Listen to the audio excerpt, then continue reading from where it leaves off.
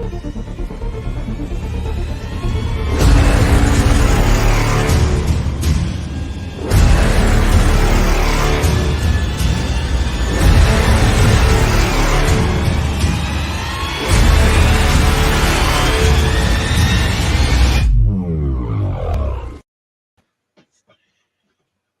up, everybody? Hey, what's new? Scott, Tim, Gord. What's up, guys? Turn this down a hair so not echoey too much. Yeah. So, what is new with you? You know, school. Fun. School sucks. School. What else is new is I ran toll scale last weekend. Oh, yeah. Yeah. And, well, I put the 21.5 in there. Yeah. See how slow it was going to be. And I think I need a bigger gear. I put the biggest one I have slow? on there, biggest pinion. I gotta rub you here. Okay. There you go. Here we go. So my little pinion in here, can't quite see. Aha. Still can't see. It's black on black. But it's the biggest one I had. It's 51 tooth. Mm-hmm. I probably need like 55 or 56 or something like that in there. And it probably wouldn't be so bad. I was able to match toll scale of Byron's. So that's pretty good for 21.5 and just throwing it in there and hoping that it works. It was actually kind of fun to drive.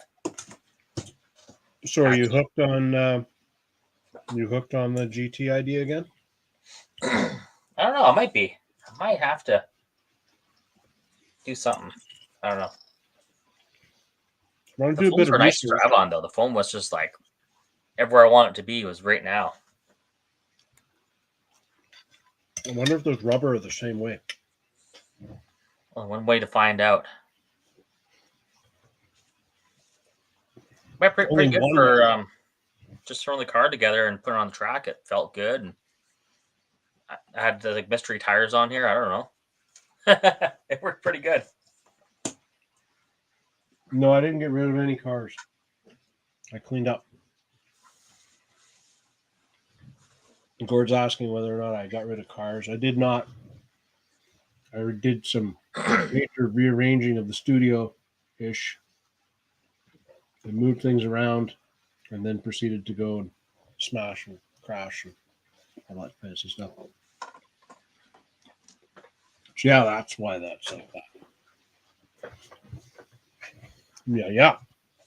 Yeah, racing was fun. You weren't there. All y'all missed out. All y'all missed out. I know. All y'all. I know. I missed out. I always miss out. We had novice class running. It was awesome. Had the youngsters up there bashing and crashing, trying to get around the track. Yeah. I'm going to light up my garage over here. Yeah, we had. Oh, yeah. Oh, God. Oh, there it is. A little bit off there. Hey? Your timer was a little bit off there, bud. No. I accidentally hit snooze. Snooze. What I went to say. So, and then it went off again, and I was trying to grab my dinner, and it went off again, and I hit snooze when I went to grab it out of my pocket. So I've hit snooze 3 times, and finally I hit stop. Hey, Chase. Chase is here. Nice. Let's check something here. What's Jordan got to say? Boom. Okay. Don't need to worry about that. So you wanted to talk about these Formula 1 2022 bodies. Well, I want to talk to you about the wings, the bodies, and yeah. All that sexiness, basically. I'll just get Sent this. you a picture earlier. I was hoping you could change it so it didn't kill your computer. You know. You want me to put this picture up so everybody else can look at it too? Is that what you're saying? Yeah, maybe if you want to throw that picture up and then Which maybe one? the picture of The one with all the prototype pictures first, or do you want to see the one that's got all the just really dark one, the Tom Cornell one? Well, let's just throw them up there one by one. We'll see what we got. Okay. And then you throw up the Montech one too. We're going to talk about that one later. Because that's in the new in our. I guess I could throw up the Montech one. Yeah, I would throw it up now. Let's Means do a I've got side by side comparison. I have to do some finagling here. Yeah, I think the first one might have copyright on it. The first one? Yeah.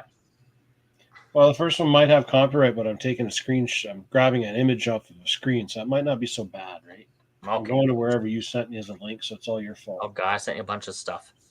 It's like, do. Okay, let's share the screen. Okay, so first thing I'm going to show you guys is going to be the screen. Red Bull. This is Montech's. That is not what I just shared. That one. Yeah, this one. That is what I shared. Oh, why you got to be stubborn like that? I want you to be full size. There we go. So that is the Montech one. I'm just going to turn on another light. So Montech, they come up with the 2022 wings, which is the biggest change in F1 in a long time. And they're changing the wings to more swoopy uppy, no end plates on the rear. And yeah, it's supposed to be better for racing. So Montech decided to jump on the bus, do the same thing, and make it for RC. Yeah, but I'm not in love with it. Why's that?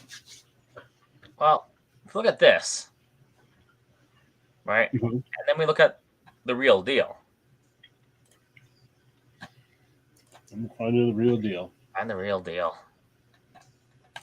There you go. This one? Yeah. This would be the real deal. This is a real deal. This got launched. Oh. No. Oh, God. No. Okay, let's not do that one. Let's just try and make this bigger. I don't know if I can make this bigger. That's the problem. I clicked on it, and then it took me to the website. That's what's wrong. Okay. This is the real deal, and it's way more angled. Well, look at that front wing. That is angled more, more of a V front wing. Yep. And that nose is longer. Yep, absolutely. Right. So Montech being a company where they can build both. Why not build the wing, even if you made the wing a little bit longer, extend past the nose of the bodies they have now? It still would make for something better in the long run. Right. If you go back to the Montech one, look how stumpy and short that front nose is. Oh, God, you're going to make me jump around on the Montech one now? Ah! Yeah, go back. There it is. Like, look at that. See if I can do this here. We can try to get. Let's put them side by side-ish. You can even cover half that. Red Bull's fine. There we go. There. Yeah, so, the Montech one is way, way more flat. It's like squared off to hit a wall. Yeah. All right. Yeah. It looks like somebody got in an argument and lost. So now if they extend that wing out, make the V deeper on it, it'd be money. And that body just looks like, I don't know. Well, the body doesn't look like it did anything. The body looks like the older body style. It is. Because it's still, 15, right? It's still missing the halo. There's no halo in there. No. And there's been a halo all last year. And year before. This body style is quite old compared. Remember the wings. If you look on this back one here, there's way more curve on the edges of the wings. Yeah. And it dips down. Whereas this is very squared off. Right? It's very flat and square. So I can see it's not the best job. It could have been done a lot better. Yeah. I was just like all excited for this. I'm a F1 enthusiast, and I was like, oh yeah, finally an F1 wing's gonna come out. It's gonna be nice and perfect and up to date. And then not so much. Yeah, I'm kind of sad and horrified. Saddened and horrified. Yeah. Saddened.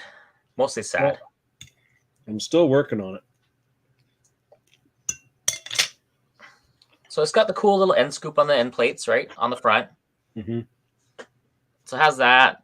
Just not the right angle and just not the right look. Yeah, I agree. I can't remember which body this one here is, but even that nose has a nice slope to it. It's longer. It's missing the wing. You know, even like this body would look better on there. Mm-hmm. And even just taking this and extend it out just a little bit more. Make that wing out, out to here. Mm-hmm. Big V on it. Right? The big V on it. Yeah, it even fit better on this one. God. So, all in all, a little bit disappointed. Yeah. Well, what's your take on it? A little bit disappointing as well? Aha. That one's kind of like mine. I got one up here. It's got a white wing on it, though. Here we go. So even like I this got one one here. over there with a black wing. This is the old one. Right. 17. And, that new one is even more curved than this one. So that's the old one, the 17, which is until now the most current one. Yes. Really, yeah. So, hate that. It's too bright. So what you're saying is the RC world is falling behind on the Formula One platform. And they have been ever since Go. Like, the only time they really had it together was sadly with Tamiya, and they had the proper wings, the proper body kits. And you can still get the body kit from Wings, and they're more, the 90s era or the 70s era, and they look good. Look the way they should. The 6-wheel cars. the Tyrell. Right? Yeah. So, yeah, not so. So you're not very impressed with those wings. Yeah. But I'm still trying to make them. Still trying to get them done. Yeah. I think if you can get something better done, that would be much better. Because it's all about the look, right? The cars look cool on the track. They're the most realistic thing out there now. Well, that's the reason I like them. Yeah. Not because I'm fast, but they look, even though they're not the fastest cars on the track, they look like the fastest cars on the track. Yeah. Even when they're going around the track slowly, they look fast. They just have that badass, this thing is ready to just eat you alive move. Look, like they're wicked. Yeah. So. Yeah. And then practice night, we actually did a Formula One race. I heard Tim did pretty good. We threw in the safety car, and our qualifying was start with your tire tool. For everybody who has not seen, some of the guys that never made it, show them the safety car. It's right behind you. I can see it there. You can see it. Let's make the safety car front and center. Plus, I got to finish eating my dinner. Okay, I'll even plug it in.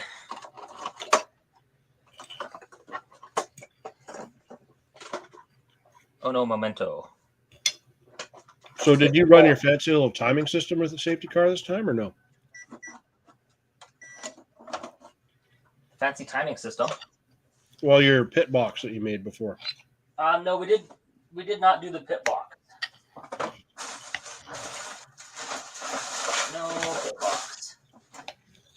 So show them the pit box if it's handy. Okay. If it's handy. I don't know if it's Okay, handy. well, it's not quite handy. Where is... Oh, God. Where did you put it? Well, the pit box is over there, but I'm just trying to find the remote control for the safety car. So I can turn the lights on.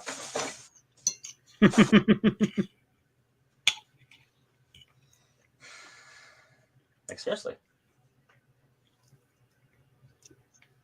I'm not sure where I put it.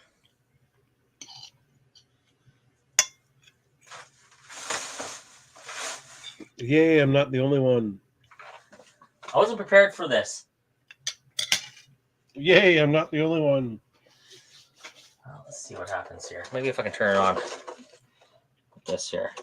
I think there's a button on there you can push. Well, there is, but I put a switch in there in between the two. Gord wants to see what the floor of your RC room looks like. No. That's just a hard no. I mean, I can show you what the floor of mine looks like. Well, I wasn't cleaning all week. Well, I never actually cleaned my floor. Maybe. I haven't cleaned my floor. I've just rearranged and tidied up. But the floor hasn't been physically cleaned yet. Getting there. I didn't even put myself away from race day. You haven't put your stuff away from race day. No. Well, here, Gord, I'll show you what's going on with my floor right now. Okay, you show them yours. Let's see here. I just got to get this extra camera working here first.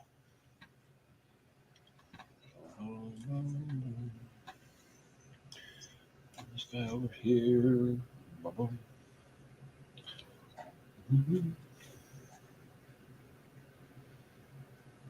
Okay. Still waiting. Come on, man. Nope. Okay, I found it. It was by the front door. You found it by the truck door. By the front door.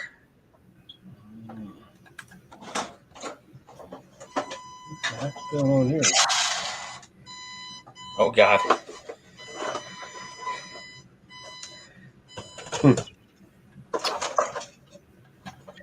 Or maybe it doesn't. Maybe it won't work. Let's try it again.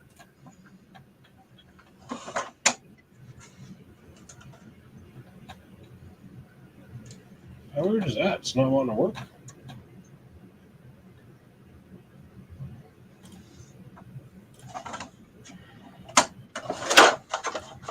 There we go. Here's all the flashiness. All right, let's make it bigger. Okay, now you're bigger. Now can I tell the story? Now you can tell the story, and I can try and figure out why this is not. Different lights in the front, the lights in the back, and somehow Travis would still hit this. I never hit it. I don't even think I've been out on the track with that thing at the same time yet. So, qualifying consisted of everybody had their F1 car in front of them on the driver's stand, and you had to start with your tire wrench on the stand, no hand on it. Grab your wrench, take the tire off, put it on the bench, no hands on anything, and then put the tire back on. It was the first one to get the tire on. So Aaron Matlow was out to a huge lead on everybody. He had his tire off before I even got mine halfway turned. Not sure what he did there, but then he fumbled around a little bit. Then I got, the jitters going. I got the wheel on there, put the lug nut on there, and bam, done. I got the pole position. So no racing involved, just straight up wrenching. Wrenching. That's how you qualified. How good are you of a mechanic are you? So then, for the race, if somebody crashed, because we only had one marshal, and we had a safety car driver. So when you crashed, it was a caution. Safety car would go out, then you lap behind the safety car in the order you get there. And then as soon as everybody's all clustered back up together, then it was go again. So the safety car came in, you had to hold position until you got onto the straightaway. And at the beginning of the straightaway, there's a mark.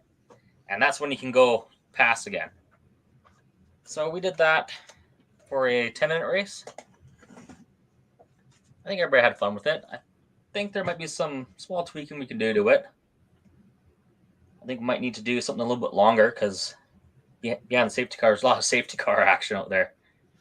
And just to get everybody getting used to it as well, because it's something kind of new. Kind of hard to figure out if you don't know. Okay, Gord wants to see my floor, so here we go. Okay. So, okay, here's my floor. It's somewhat clean. I can kind of see what's going on around here. I could do some drifting. There's my bins of stuff. And then here's my new garage, which I decided to put in. And then my new partial wall of shame. I see you got your action. They're all in action pose there. Yeah. So that's pretty much it for that stuff. And I see Old Spice on the wall there. Yeah, Old Spice is on the wall. Old Spice fail. Right? Stupid Old Spice. It failed in style. Oh, yeah. Yeah. Yeah, it failed. Zip. And that was it. Nothing. We're talking about boats in the snow. I couldn't, I mean, I see all these guys ripping around with these fast RCs, and even yours didn't do that good in the snow. No, mine's just the, it's not even on the wall yet either. I left it by the front door. Disappointed you, so you left it outside? Just left it there. Kicked it out? Well, I had all my cars sitting, because I got a little boot mat out there that catches water. Yeah. So I got all the cars I ran last time still sitting at the front door. That's what my garage looks like right now. Yeah. My garage has a lot of the same thing because we were out running these, until like 5 o'clock-ish. I didn't get home till about 5, and we were out running this rally and the new Skedder, which is I'm going to read what you sent me. I'm not going to show anybody this. I'm not going to read it because, I'll read it, but I'm not going to read all. I can censor part of it, right? So a lot of people are asking, why did they not call the new Corrali Skedder? Why didn't they call it the Skeeter?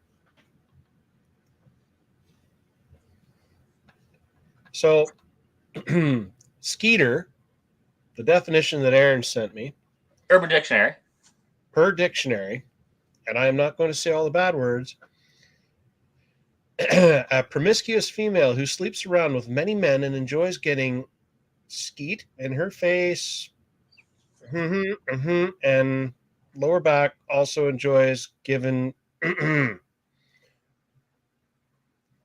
An example of Skeeter is Becky slept with everyone in school. So I can understand now why they didn't call it Skeeter, but I really think that they probably should have just completely gone away. Instead of just removing or dropping an E, they should have completely gone away from that name. Now, Corrali is designed in Belgium. So I can understand now, with that little bit of a language barrier difference, that maybe when they designed it, they thought, like, over there, maybe that's a really cool thing. It means nothing even close to it. It means super fast. It means go super fast. In Belgium. I call it the Belgium dip. Yeah. I will tell you, that truck rips. Like, that thing was neck and neck the entire time with the Maxx. I ran them side by side.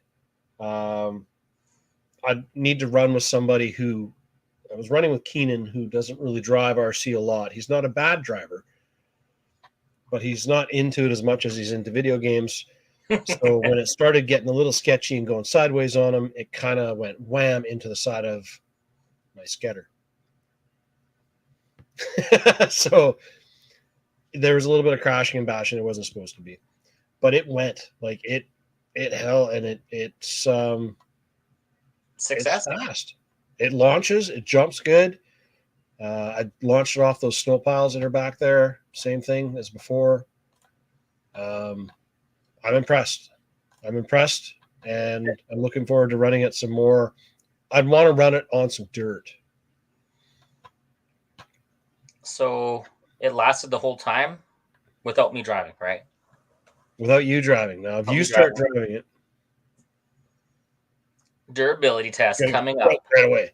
Well, when I looked at it closely, and I can't show you guys right now, I would show you now, except that it was filled, the entire chassis tray of it was filled with slush by the time I was done, because it's that kind of snow that goes everywhere and gets into everything and just packs in and makes ice. So yeah, it's still drip drying out in the garage. I managed to take this and throw it in the tub and rinse it down and rinse all the slush and stuff off of it, and then blow dry it before I brought it down here because I wanted to show it off. But yeah, it's kind of cool. So yeah, it went good. And I think it's too bad that they didn't make it just a touch bigger so that it was actually comparable to the new version 2 version of the Maxx. But at the time they released it, Traxxas had just released the new Maxx. So who knows? Maybe they were developing this for who knows how long, right? And then Traxxas goes and changes theirs. But the original version, the original version of the Maxx and the Skedder are pretty much the exact same dimensions, wheelbase. The wheels are a little more low profile on the Skedder than they are on the Maxx. But when I was ripping around in the snow, I actually found that better, because the tires on the Maxx would balloon out and kind of do the pizza cutter thing, right? These didn't balloon out so much, so they had a better footprint on top of the snow, so they floated a little better. It went though, man. It screams. It doesn't wheelie. 4S, 10S, 4S, exact same. 4S, the exact same thing as a Maxx is, a stock Maxx, not a Tim or a Gord Maxx, a stock Maxx with the 4S. So I did a little comparison video, which I'll have up here before the next couple days is over. I got all the footage together now, ran it all together. But then we also ran this thing, the tires. It's a rally car. It's absolutely 100% a rally car. You're not going to jump it and launch it because it doesn't have the suspension travel to do that. But you can jump it. And you can rip it down gravel walking paths and parking lots or whatever. It will rip. It takes a little longer to get up to speed because these tires are there's not a lot of tread to them. They're a lot more of an on-road style tire. But these tires actually hooked up on ice and slippery stuff pretty good because there's a pile of siping on them. Like just a pile of it. Let's see that up close and personal here. You want to see it up close and personal? Yeah. Okay,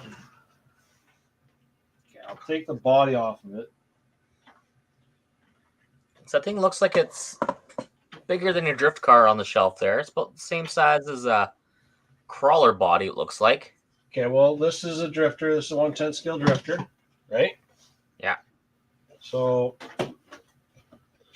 there's the drifter. So it is bigger, right? Let me grab this other camera. So that body might be good for a crawler, right?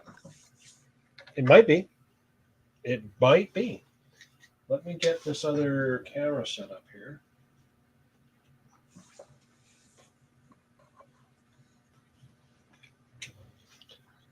I'll set up my phone so you guys can see it a little closer.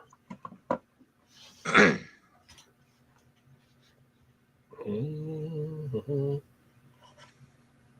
'cause it looks like it's a little bit, quite a bit bigger. You look at the window height. It's quite a bit bigger, comparative wise, size wise. This is number one. Okay, so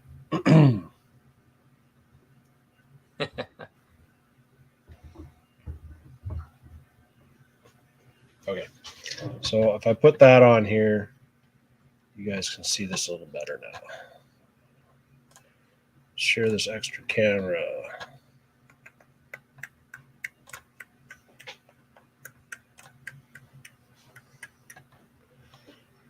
Okay, so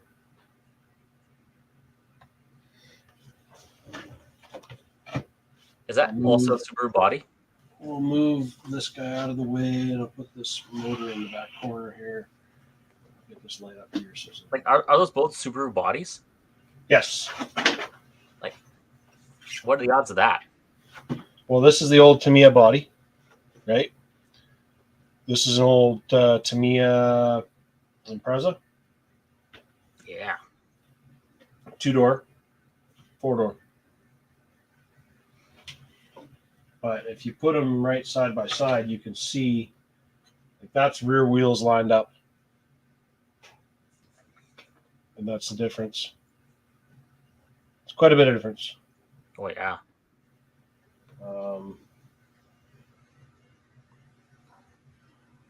Big difference in size of cars. It's like, how wide is that thing at? This is 9 inches. Wide. 9 inches wide, yeah. Cool. I'll be right back here. You keep showing it off. Keep showing off. Why, you got other cars? No, I just gotta give Jordan back his drift car fixed for him. Tell him he can't have it until after the stream. Yeah, so basically, we'll move this guy out of the way again here. I'll show you. This camera's a little glitchy. It's got a bit of a stutter to it, so bear with me here. This body, it's painted silver on the inside.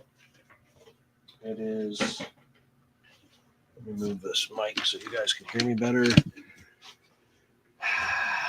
It is basically, it's a metal chassis, metal spur gear, metal pinion, all metal drive line coming through to the right to the wheels.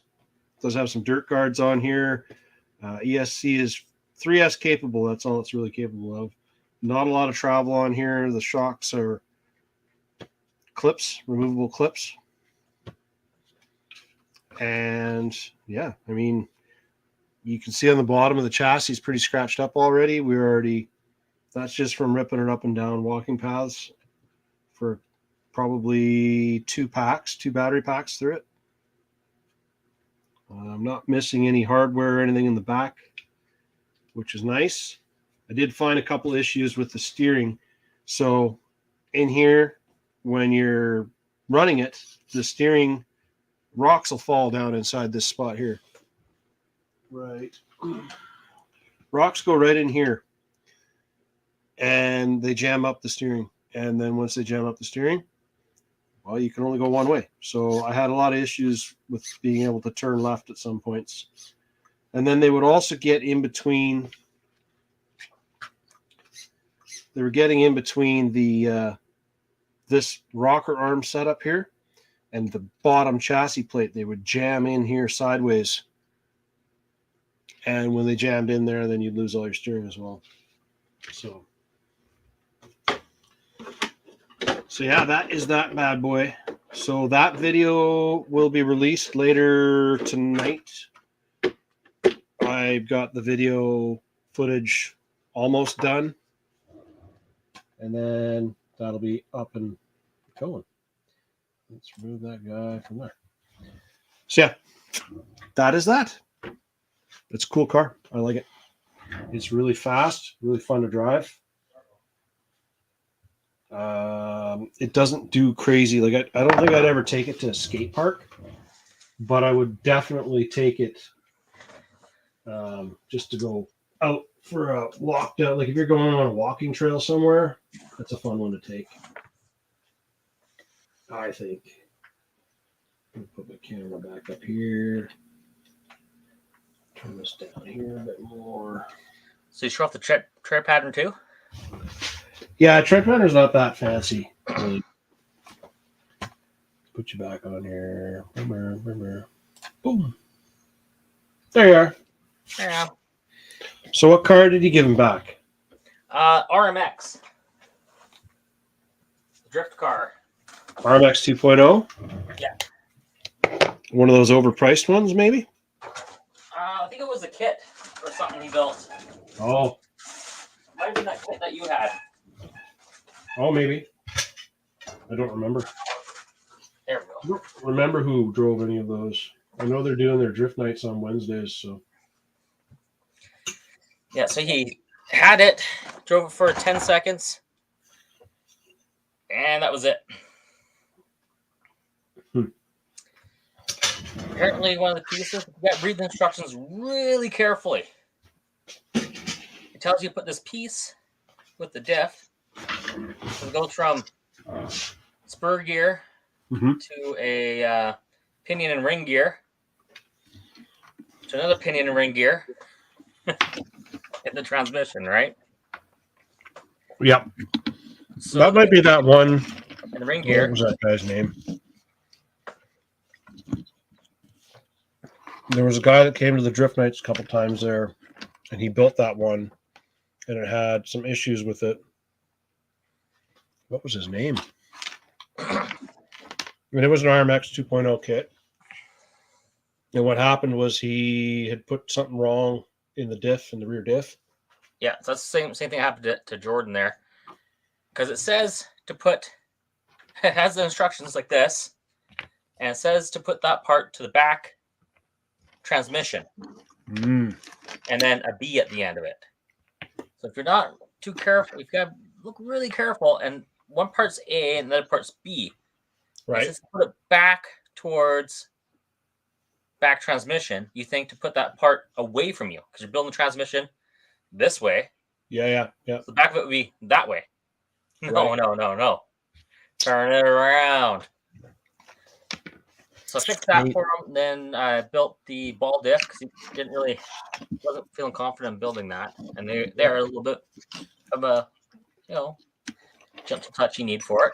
I don't know anybody that really likes building ball diffs.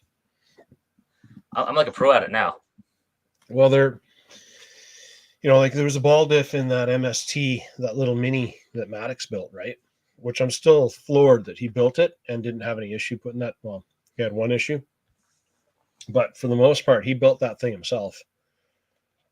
And it's like, really? You built that? Holy crap. So, what's that thing? What's this? Yeah. Let there be light. Ah, I see. You got to put lights in my garage over here. It's the best I got. That's the best I can get to my garage to light up my fancy new car. I have a light that's going in here. I just didn't get it done yet. So, is what it is. Yeah, so I got that all back together for him, and he's happy now. Cool. He'd be drifting, going sideways in no time. Was he going out tonight? No. He's doing some stuff with his kids, Valentine's cards for school and whatnot. Because I heard that they're like, I got an invite to go, but there's no point inviting me to do anything on Wednesday nights. Because you're here. I'm doing this. And I kind of have to be the guy to do this, right? So.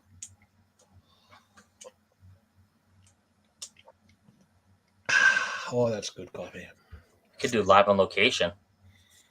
I could do live on location, except I need to be somewhere where I have Shaw cellular.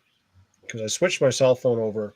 So I get unlimited, but I only get unlimited when I'm in their service area, which pretty much everywhere in Kelowna is in their service area. Right? But chances are, that one little tiny In between the There's going to zone. be one Right there. small little 100-foot by 100-foot spot somewhere in all of Kelowna that is not in their service area, and that will be where they're drifting. So that's how it works, right?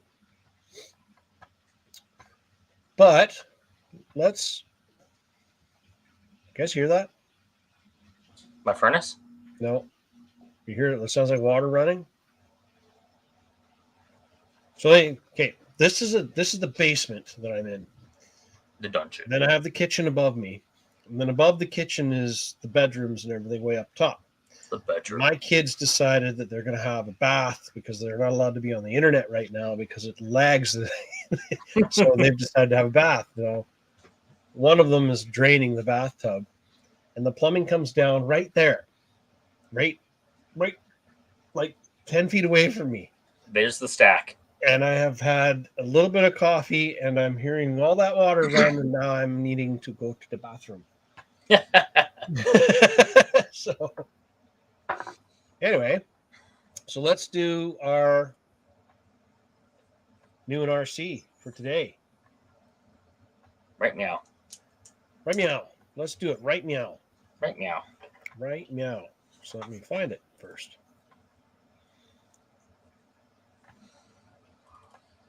Oh, there's it. Now I have dogs barking. They hear the water too. Now they're barking at the water. What was that? I'll just wait till they're not barking.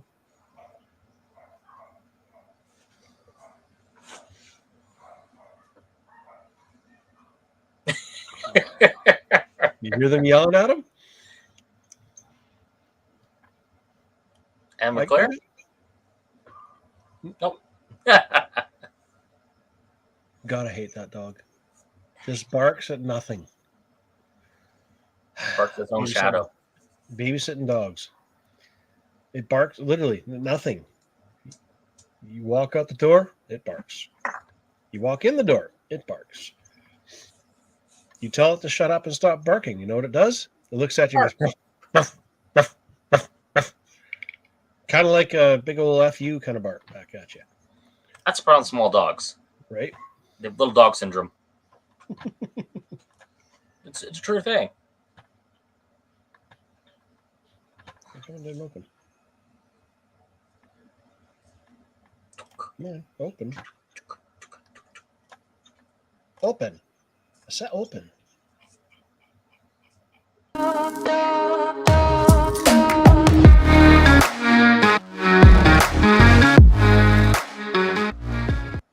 First up, Apex 2, Team Associated. Please, for the love of God, Team Associated, would you continue making parts for a platform and just keep making it for a while? Please? Especially when it's not your race brand. It doesn't have to be up to date, which is not. Just make the parts. Right? Exactly. So looks cool. It does look cool. I'm looking at it. It is actually a licensed unicorn body or Hoonigan body, whatever you want to call it. You know, the Apex 2, I had one of the Apex 1s. It was pretty quick. It is only a brushed motor in it. It's a 550 can, 3-turn, or 3-slot 15-turn, I believe. Yeah. There it is. So 550. So it's going to be a little bit slower than the Traxxas 12-turn, but about the same size. Like the barrel is going to be about the same size. Metal diff gears, which is a nice add to it, right? Yeah. So there should be some durability there. Composite plastics in all the housings and everything. Center shaft drive, coilover, threaded adjustable shock bodies with some adjustments to them. Simulated disc brakes. Simulated adjustable arms. What's that? Simulated adjustable arms. Simulated adjustable arms, right? What's up with that? And then I also released now an all-metal diff for the DR10. So it fits the DR10, the Pro SC10, the RB10, the SR10, and the Trophy Rat. So basically all the ones that are on that platform. Everything based on the old platform. Yeah. And then Red Cat.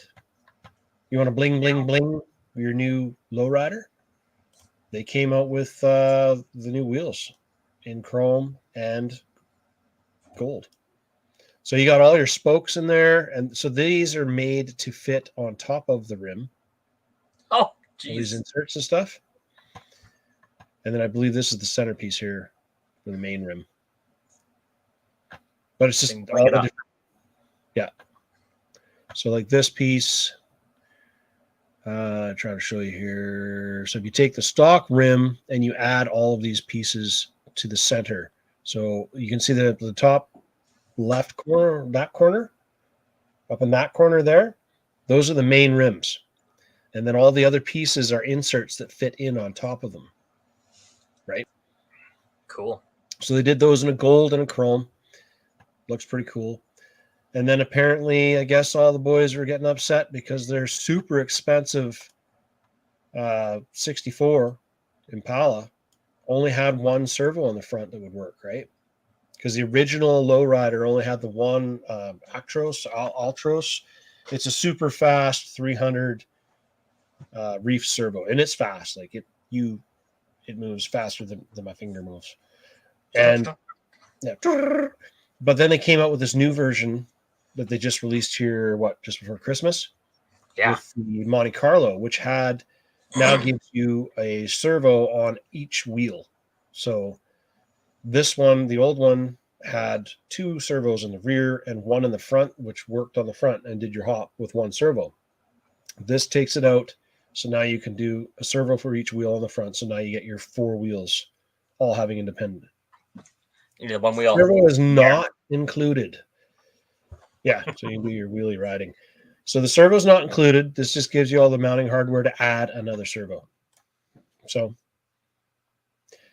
SCX6 people, a lot of talk about these airless tires, right?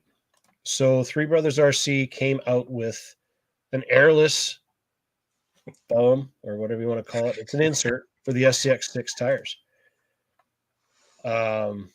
I don't know how good it's going to work.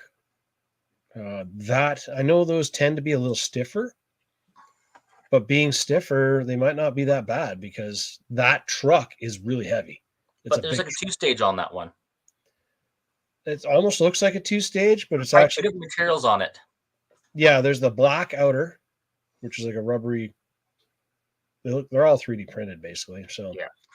And then however they make the what the Honeycomb? hell, not polygons, but the different geometric designs they put inside there, the size of those and the number of sides on those will also change how stiff it is, right?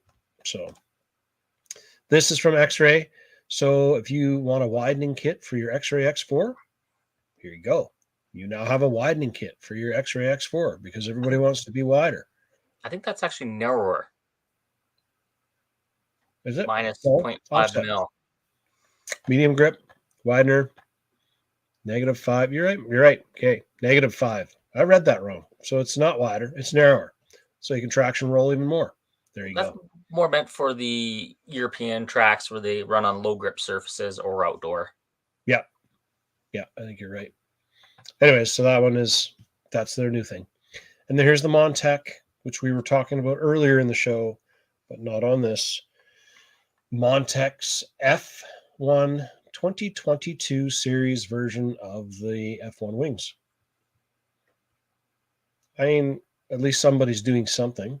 At least somebody's doing something. They're like not. It looks stubby there. It's like, yeah. They're just not. They're not quite right, but they're longer, closer than the other ones were. More elegant. I do notice on these there is no mount in these anymore for your blinky red light to go in the back. Ooh. There's no hole. There's no mounting hardware at all for it. They do come with different variations so that you can have different levels of downforce on the front. I don't know. They're showed on an X-ray on here, so I think they're probably going to be a pretty decent little addition, and I'm sure they'll be the most common thing you see pretty quick. Oh, yeah. RC four-wheel drive has really gotten into this pre-rusting game. painting bodies and stuff. So they've released the Trailfinder 2 chassis again with the Blazer Rust Bucket Edition. So it's a pre-rusted blue body, and this is RTR. It's pre-rusted blue body, comes with these rims, these tires. Basically what you see is what you get. RC four-wheel drive off-road customs. This is what it looks like. All the packaging, RTR complete. I only have a small problem with this. Well, actually, I don't have a small problem. I have a big problem with this. One, the rusty body does not look as good as some of the other rusting they've done. It looks very blotched on with a sponge to me. Two, if your body is that rusty, your bumpers are not going to be shiny chrome. I don't care what planet you're on. There's going to be big rust spots on those chrome. And your wheels are not going to be shiny aluminum or billet aluminum or anything. They're going to be washed out, sun-faded, oxidized looking junky things. This just there's so much potential. And there's going to be like that off-white, that dirty rust white stain look on the canopy. Are those fiberglass in real life? So then you get the porous fiberglass, and it's just kind of looks like it's kind of. So I understand where they're going with this, but you don't release it with all the shiny stuff and a rusted body. However, I could see a redneck taking this rusty old truck in real life and putting some nice wheels and tires on it. This is true. But they wouldn't be tires like this. They would be 24s, right? Yeah. And they would probably be low profile, and it would be jacked up another scale foot or so. As you can see, the engine compartment is not a scale engine bay. It does open. Back box opens just like the Blazer always has. But this picture is the one that got me the most when I first saw it. I looked at it and I'm like, man, look at that. Those bumpers are so shiny, you actually have to put on some sunglasses to look at that picture. And yeah, and there'd be a busted out rear window too. Like, come on. But mind you, you take that thing on a trail run once or twice, go for a little tumble, they're going to look like the part. Yeah. So the Trailfinder 24, TF24, whatever you want to call it. 24. They've now come up with a topper canopy for that little Toyota pickup truck. So it is not see-through windows. Those are stickers. It's basically a white cap with black stickers on it. There's the white cap. And you just add the black stickers to it. And that's that. I guess for the initial look, that's good. I would have expected clear myself, but they didn't do that. So whatever. This company is SORC Products. Nobody's really heard of these guys. I don't think they do a lot, but this is actually a functioning retractable awning. Ooh. It's 1/10 scale, retracts out. All you're getting is the awning, and there's two little hinge things that help mount it to the side of whatever you're putting it on. So it looks kind of cool. I can see that going good for all those meetups when they have all those trail scale stuff going on, scale adventure stuff. Yeah, totally. So then you've got Yokomo. Speaking of drifters, dropping cars off or fixing. This is the Yd2 Zx. So what they've done on this one is they've moved the battery tray even further back, more stuff near the rear. It's a kind of a quick change setup for the rear diff. As you can see, the motor is on a high mount position above the battery tray, but still in front of the axle, right? So it's just basically another redesign of all their really good platforms that they come out with. They've always made a good car, and there's so much adjustability on their cars. It's hard to really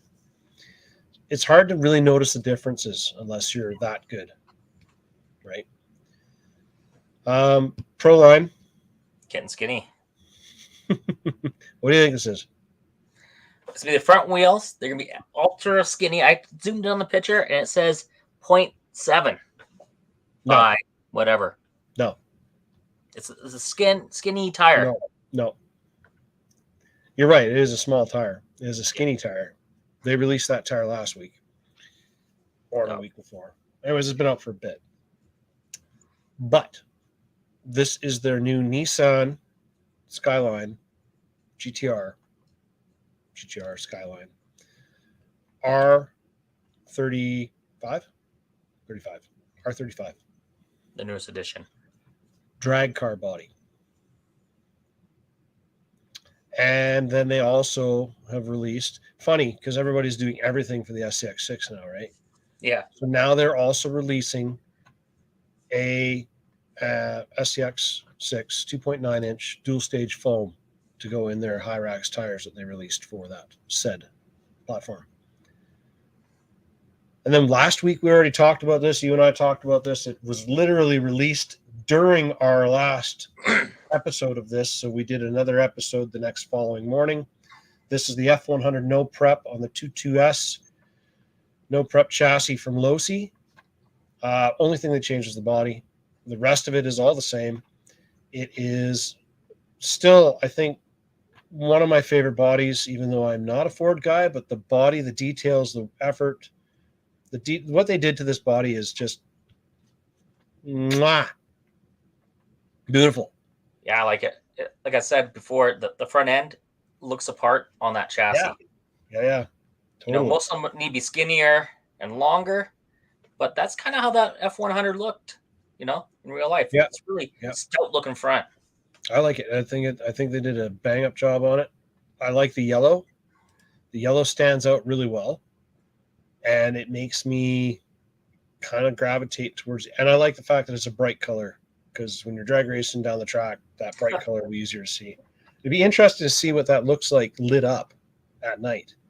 If somebody put like some underglow underneath that body, or if somebody, because I know they come with the headlights and everything already, so an underglow would be pretty cool in there too. The Traxxas, they released all 4 new colors of their Bronco body, right? The Bronco. Well, now they've released the pre-painted bodies as well. So now if you don't like your yellow or red, you can order one of these bodies. You can expect them to be in and around the 200-ish mark Canadian. Yeah, super expensive. That's what you can expect. Wow. And that's pretty much it for new RC stuff this week. Not a whole lot of stuff. I didn't mention the Axial Bomber. The Axial Bomber is a limited edition 1,000 unit body style, which they already released at King of the Hammers during the races, and they pre-sold a bunch there. And then whatever's left is the remaining 1,000. The only thing that's different about it is it's got, what's his name? Collard? No, not Collarson. I can't remember his name now.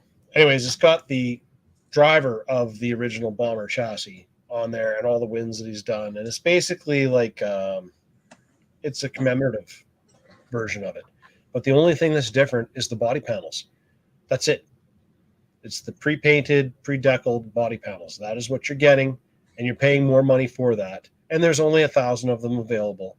So by the time they're available in Canada, as usual, there won't be any left anyways. So if you really, really, really want one, you're going to have to scour the interwebs and find one for $2,000 off of eBay. Yeah. That's it. That's all the new stuff. Mava Topper, Scale, Yokomo, Proline. Yep, that's it. It's kind of a quiet week, except for all the things that got released this morning, which made my evening a little more hectic because I thought I was on top of it, and I wasn't. Thought I had everybody beat, and I was wrong. Happens. You're right, Gord. Traxxas will probably redo the Traxxas drag car with a different body. They will not redo the drag car. They will just put a different body on it, I'm sure. Yeah, 100%. What do you think they're going to do next? They got the truck? Then I think they're going to do a car. Yeah. See, Losi went from a car and did a truck. So I think that Traxxas is going to go from a truck and do a car. I think that they will do a drag race version of a Camaro. Or maybe actually they might do a drag race version of the Vet, because they already have that platform. They already have that with their 3.0. Yeah. Fortec 3.0. They already have the licensing for the body, right? So why not just keep using that license and get something else? You know, and they like to use what they've already got licensing for. It would sure be cool to see some Mopar options out there. Factory. Well, we're gonna have to wait until Axial builds a drag car. Actually, I'll never build a drag car. And you'll have a Jeep. Arma. Arma might do a drag car. Arma might do a drag car, but if they did do a drag car, it's probably going to be 4-wheel drive. Because they seem to do everything 4-wheel drive. They completely eliminated their 2-wheel drive line. So, or they'll do something like make it longer. They'll make a 1/15th scale drag car, just some off the wall weird size. Just because they're gonna do like 1.7.5. Yes, 1.75 scale. Yeah. 1.75. 1.75 scale. You're right. Absolutely. You hit the nail on the head. Or maybe a 1.95. Maybe 1.95. I'm thinking. Yes, Scott, you are right. Somebody needs to do a Dodge Warlock or Little Red Express. Well, yeah. The Warlock, yes. Little Red Express, maybe. I just don't see those lasting very long. Like, they'll probably make it 2 hits, and then the stacks will be gone off the top, though, because, you know, drag cars have this tendency to roll or flip or crash or smash, right? Sometimes. Stanced right out with deep dish 24-inch rims. Yeah. Yeah. So that Unicorn car, when you look at it, is the new Unicorn from the Apex 2. It's kind of a 1/10 scale chassis that's going to be closer to that scale, not that scale. This scale is closer to, well, I did some comparisons. This fits the Fortec 3.0 body, is almost the same wheelbase as this. Not the same width. This is wider. What else was there? I think maybe the new Arma Vendetta might be close to this. I think it's going to be a little longer, but it's about the same width. And the Arma, not the Vendetta, but the Mega Infraction that they came out with, which is the pickup truck, the small version of their Infraction truck. Oh, that might be the same, but I haven't seen one yet. So they always get me. Arma, they're like, it's an Infraction. Okay, so it's gonna be this big. Yeah. No, it's gonna be this one. And then they got one that's supposed to be this size, and it's the mega or the bigger version. Just call it something different. They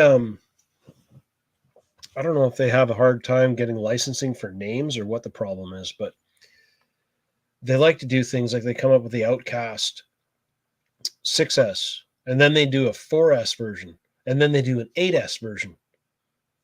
So 3 completely different sizes of the same truck. Why? Can't you guys just call it something different? Give it a different name? No. Or even, I don't know, like, if you're going to do a truck, why don't you do like half ton, the 1500 series, the 2500 series, and 3500 series, or 150, 250, 350, whatever, right? Why can't you do that instead of just calling it 3S, 4S, 6S, 8S, whatever you're calling it? Just it's confusing. It's really confusing when people come in looking for parts. The guy will come in and be like, "Yeah, I got an Outcast." Okay, look up the parts of the Outcast.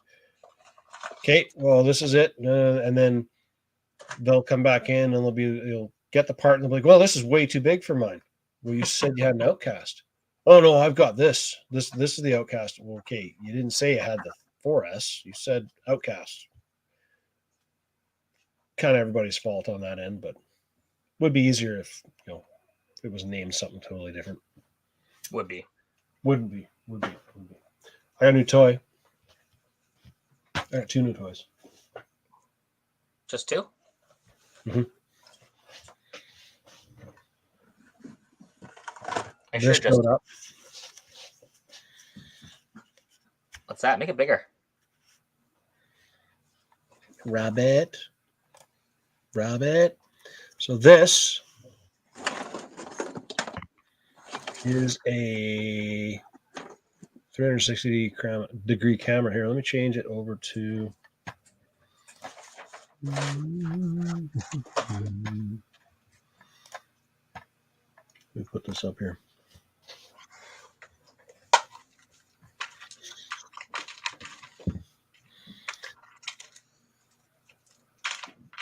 I'll get rid of this. You don't even see this. So it's 360 degree. Do you lay it flat? Or how does it work? Oh. Camera on both sides. What? How does it stand up?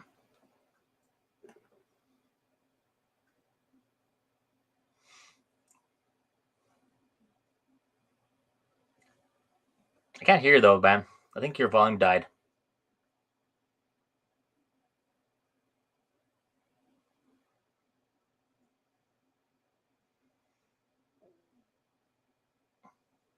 Microphone turned off. And the hacker hacks on. Do.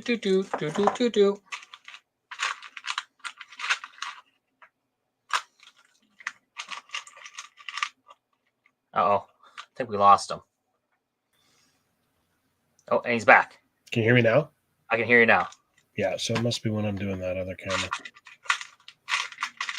Anyways, it's this little guy here, and it's a 3D camera, and it's really cool. It's got all kinds of cool buttons and doohickeys and things, and I used it for filming that guy today and the scatter.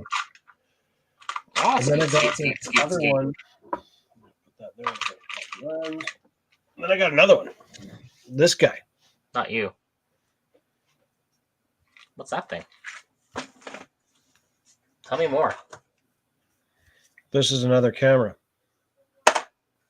And it is that big. So we put that thing inside. There's my thumb. There's my camera. And it's magnetic. So it sticks to metal parts. Which unfortunately, there's a magnet on a motor and it'll stick to the motor. It comes with a independent thing. So I can put this on like this.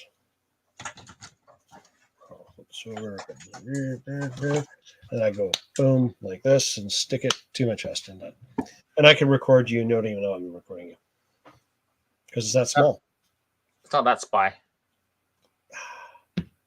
It fits on your hat. hat. But the coolest thing is, I was going to put this in my F1 car because it's about the same size as the little helmet dude. Right? And it's only 27 grams. Super light. And it is somewhat waterproof. I wouldn't throw it in a lake waterproof, but it's waterproof. It's kind of cool. Recorded a little bit, and this is the remote for it. So you can control it all from this, and then when you want to charge this up again, you stick it inside there, it charges up. And when you're done with it, you close it all up, and it fits in your pocket like a set of AirPods. That's cool. And this also has a little tripod kind of setup. Ooh. So you can set it up as a little tripod and use it. Nifty. Super nifty. Nifty, And then it nifty. comes with this as well. So this has got that tape. You know that sticky stuff where you wash it off and it gets sticky again? Yeah. Sticky That's hand. this. So this has got that material on it here, this black stuff. And this will actually stick. If I wanted to, I could stick this on the window of the car, like this, which is pretty much strong enough right now. I don't have the body pins in, but I could run this like this. It would pick up the car from it if I had the body post in. And then you take this guy, you pop them out, you pop them in there, and now you got your camera set up in there, and you can rip around with it, and you can control them from here.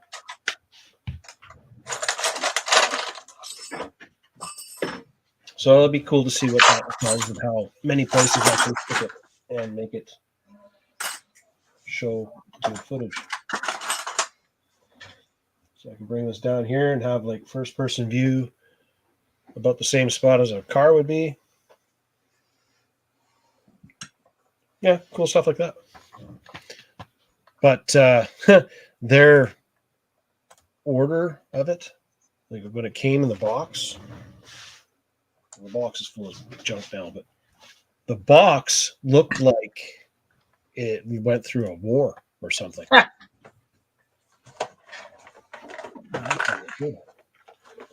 Crazy shipping, eh?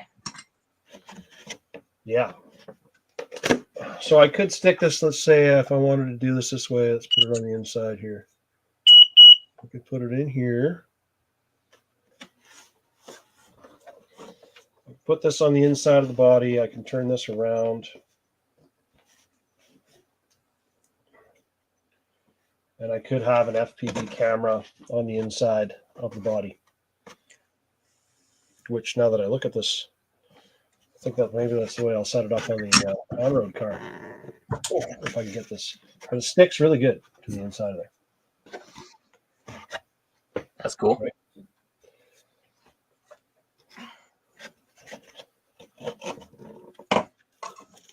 Oof.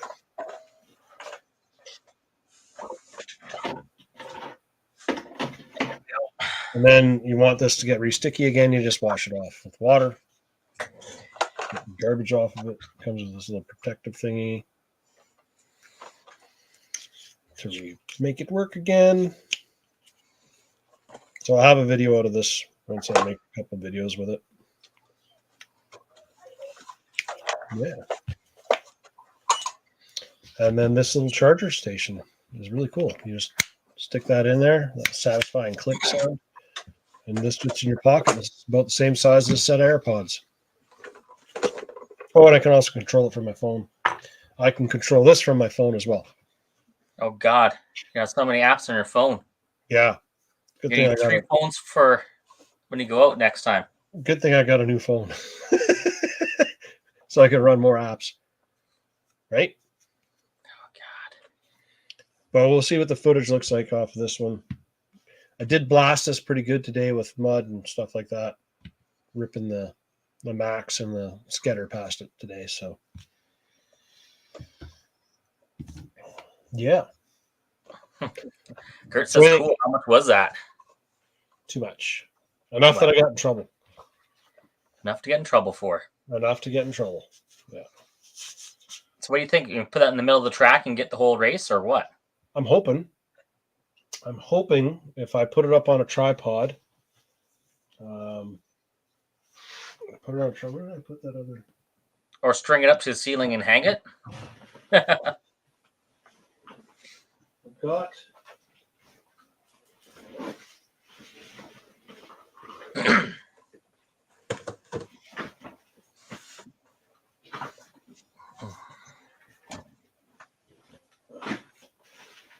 I gotta find the other half of this tripod. This selfie stick here, right, is about this tall. So if I set it down on the ground, it'd be right about here. And then I just mount this onto the top of it. So it would be about 4 feet off the ground, 4.5 feet off the ground. Yeah, I'll sell my tripod here, we can throw it on. A little more stable. Sure. Whatever works. I got one of those too, but it's not very light. So if you hit it with the car, your car is definitely going to be damaged by the time it's done. Need one of the side-by-sides? You talking this, Gert? This little dude here? The Maverick? We beat the hell out of these. This one's got broken wheels. But I got all new aluminum parts to fix that up and make it rip this year. So Yeah, bring more of those in because I need a set as well. it should be hanging on the wall. Yeah, I think so. I think I brought in. Yeah. I'm pretty sure I brought in enough of those to cover everybody. Gert, you want to see cool? I'll show you cool. Oh God, that's cool.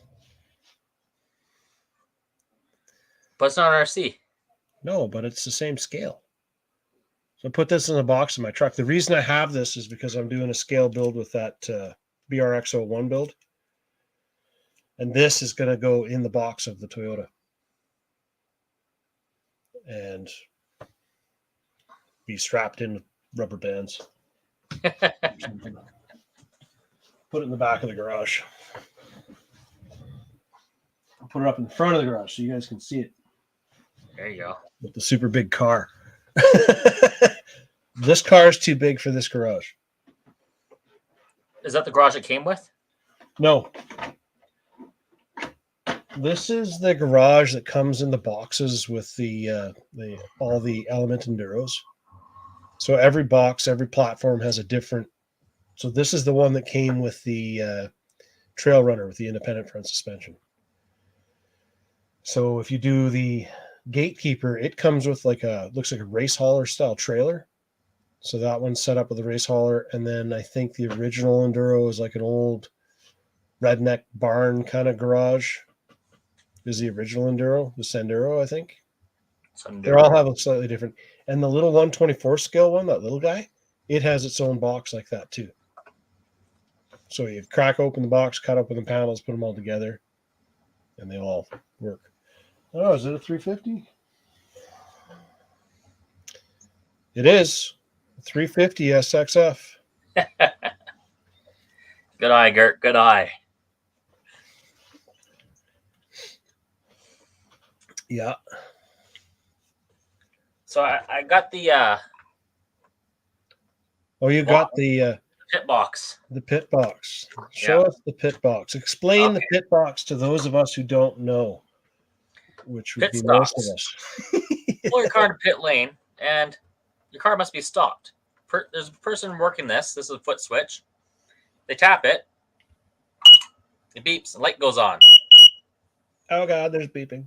Lots of beeping. So the light goes on. So you can see when it goes out, it's time to go. So basically, that is a timer pretending that you're fueling up your car. Yeah. Kind of. And if I do it right, when I first turn it on, I can set how long the beep is. So I push and hold this. 10-second-ish. I'll cover the beeper.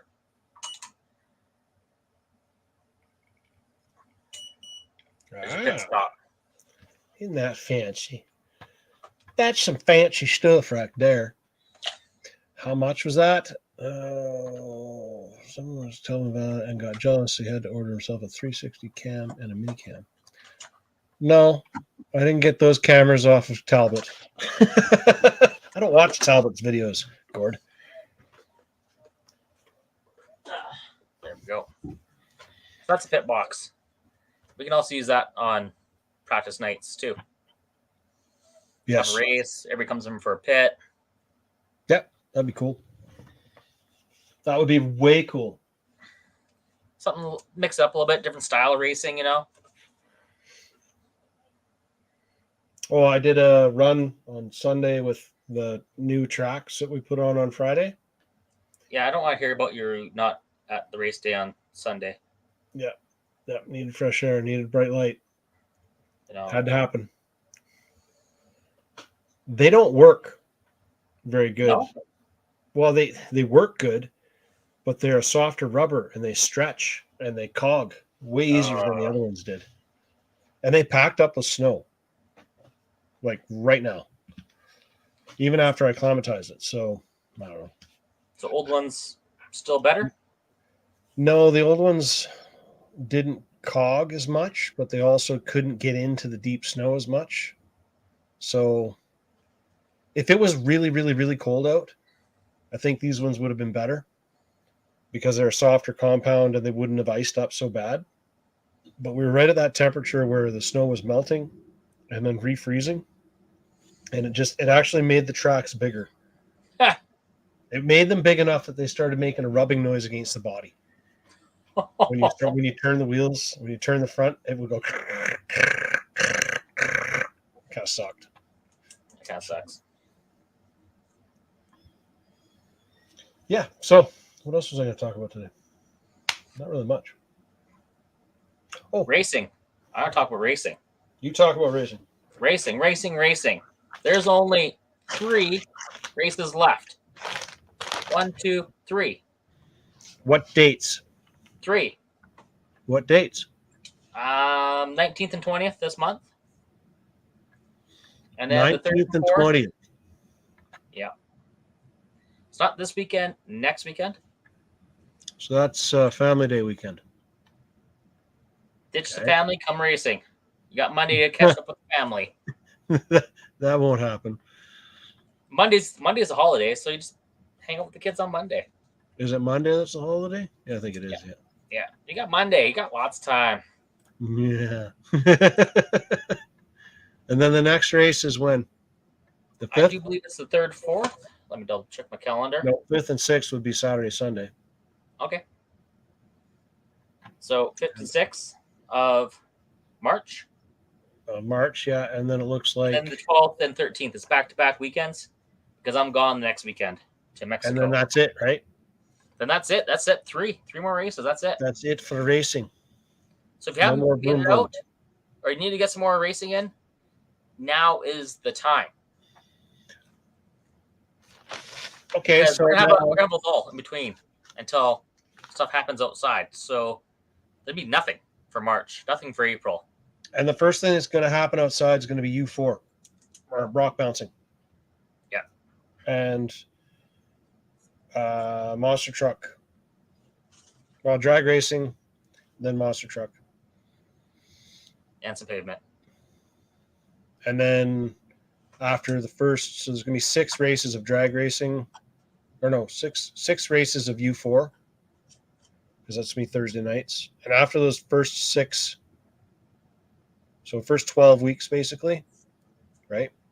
Because it's going to be every second week. So after the first 6 races, then it's switching over to on-road.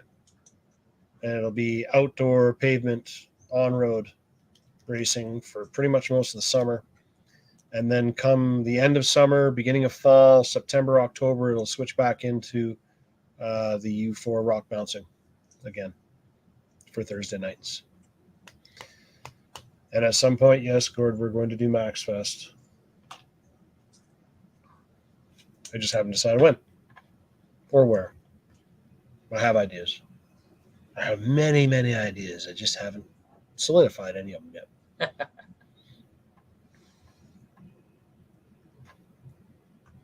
Okay. Well, so keep an eye out for that schedule. It's going to be coming out pretty soon. The schedule for the racing? Yep. Yeah, the only thing I'm just working, I'm going to post the schedule, but I don't have the full set of rules for the monster trucks figured out yet. That's good. So I'll put up the schedule so everybody will know, but monster truck racing is not going to be starting at the beginning of the season anyways, so it's not going to be that big of a deal. And it's going to be alternating on Mondays. So for the first part of the season, because everybody's already got drag cars, once we start into our drag racing season, let me see if I can actually bring it up here for you guys. It's going to be pretty open for the most part, right? What's that? The monster truck's going to be pretty open for the most part. Very open, because we don't have a real season. We have really nothing around here, nothing around anywhere. I know there's guys that talk about tough truck, but nobody has anything that's actually set up or done or running. No. We're going to set up a series and actually make it work. I'm not doing a pulling series. That's a waste of time. But my friend Wayne has a puller. He does. You're right. My friend Wayne. My buddy Wayne. So let's see if I can show you. The RCR formerly known as Chicken Wayne.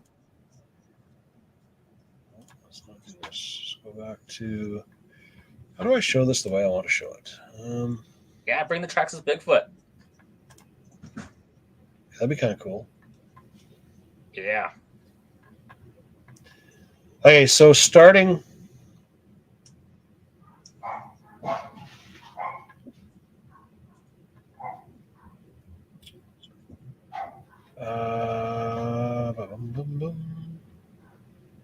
April 21st.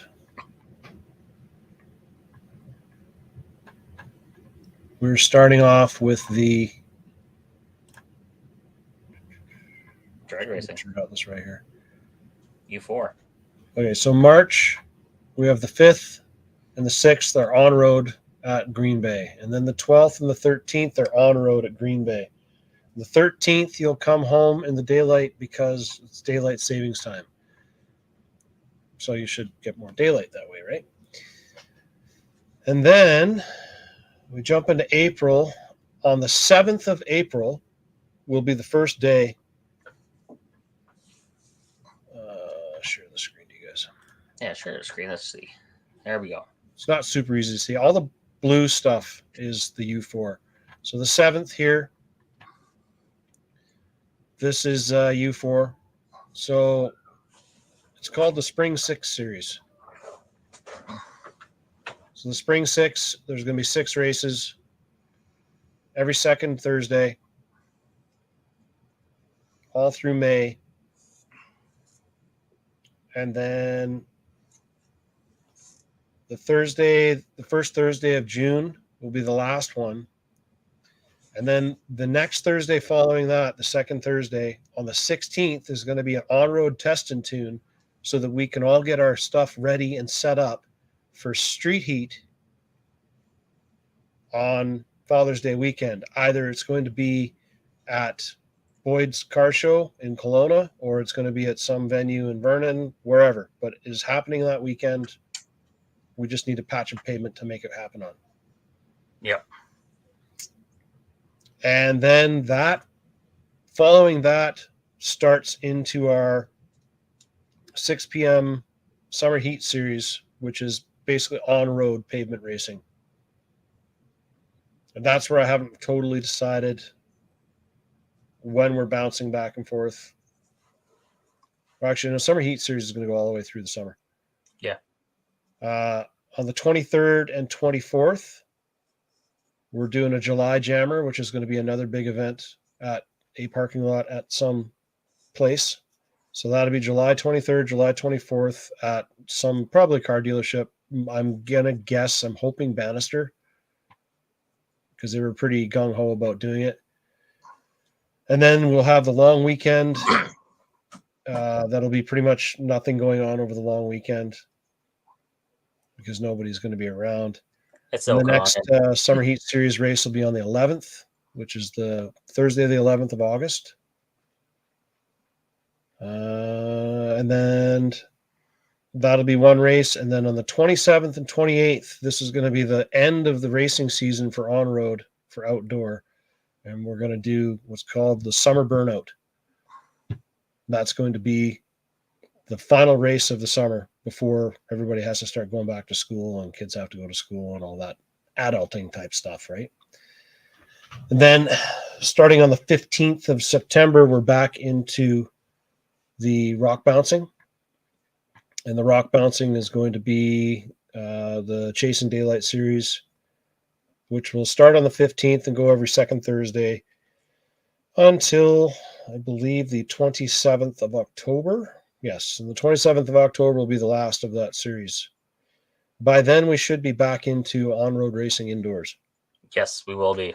So I think we're going to start probably early October, first race, and then we're going to have our trophy race right away in October. Okay. Do it right off the bat so we don't get anything canceled on us. Yeah, we're going to do it right off the bat. COVID restrictions, if they're still around, they seem to be a lot more lax then. Right. And the roads will be good for traveling. So people come out from Calgary or from the coast, and the roads are still good enough to drive on. So then I've got in here as well, starting on Monday the 2nd. Yeah, The 2nd of May is the first drag race I have set up on Monday, May 2nd. So May 2nd, May 16th, May 30th, and then May 30th, May 13th, May 27th. Now, somewhere in that point, we're going to switch back over. We're going to switch from drag racing over to monster truck racing. And that's where we're still trying to figure out the schedule. And then you discussed, you thinking that maybe we should do like 3 or 4 races and then switch back to the other one, then 3 or 4 races and then switch back to the other one? Something like that. Yeah. So that'd be for every Monday, every second Monday. Yeah, switch back and forth, keep things fresh. Yeah. Give you guys some time to order parts up in between, because I know sometimes getting parts during a season that you're racing those cars sometimes can be hard. Yep. If you don't have spare parts, I'd suggest ordering them right now, because as soon as that drag race season hits, it seems to be everything ESCs, tires, anything, A-arms, get them now. Yeah. Scott, would a Traxxas Bigfoot work or too small?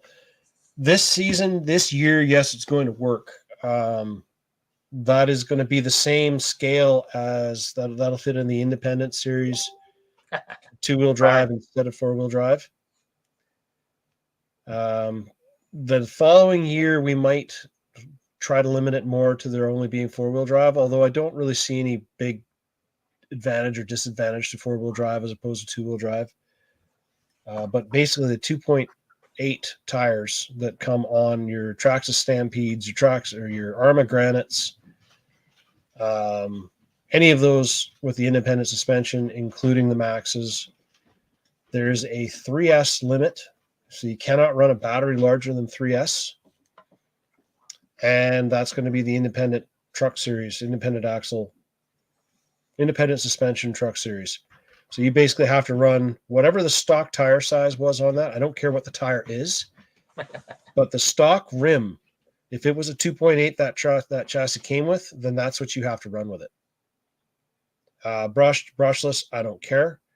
You can't run bigger than 3S power in anything. I don't care what your Maxx runs on, Gord. You cannot run more than 3S in your Maxx, or it will not run in this race. Looks like you're buying a 3S, bud. So then you'll have to buy a 3S. Yeah. And that's going to be the way it's going to work. And then, so there's going to be an independent suspension class, and there's going to be a solid axle class. The solid axle classes will work with stuff like an LMT or custom build trucks or whatever. And as we get more people, do I have a price for that new slipper clutch for the DR10? No, I don't yet, but I'll get you one. You're talking about the one with the rubber band that we talked about last week, right? Yeah. As we get going into the series more, it is going to be, and if there's a big enough turnout and we have enough people to break it up into some different classes and bigger groups. But right now, I just want to keep everything in the same classes and same type thing, just so we get some people going and running them. Yeah, a lot of people have those vehicles on the shelf, like Stampedes and stuff. You got one sitting on the shelf. I know Dave's got a bunch hanging around. Good night. Good night. You can do your face. Oh, it's 8:30. Put cream on it. Oh, right there, yeah. You got a red mark on your face. I'm not sure what it is. She's growing a third eye out of her face. Right out of her cheek right here.